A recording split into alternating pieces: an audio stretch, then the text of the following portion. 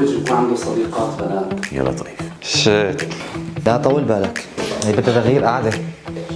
اكيد ضد. مع. مع. علمونا انه اعطيه مساحته، خلي يكون عنده رفقه، يلا ليش حرام، عيش بهالنعم. مع الزمالة، مع يكون هو عنده علاقات هو وزوجته، يعني بيطلعوا مثل نقول كوبلات. في شيء اسمه زمالة ما بعد الزواج. إذا كنت بس إنه بمكان معين ممكن إنه يكون في عندي زملاء كتير، هل أنا بقصي هذا الأمر بس لأنه تزوجت؟ فلا، أنا شخص إذا ما عندي شخصية لا. أما صديقات بمعنى الصديقات يعني ضد كتير.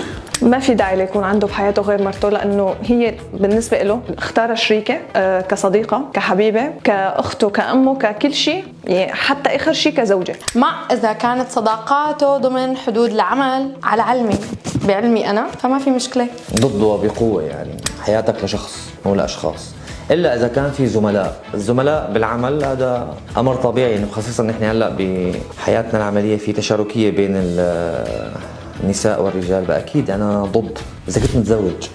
الصداقة بين الشاب والبنت بحسها شلون بدي اقول لك، ضمن اطر معينة بتكون ناجحة يعني وحلوة، وحسب الشخص وطبعه وعلاقاته مع الاشخاص. غير هيك اسمها خيانه. طيب قبل ما يتزوج؟ قبل ما يتزوج بالنسبه لي كمان لا، ما في داعي. خلصت.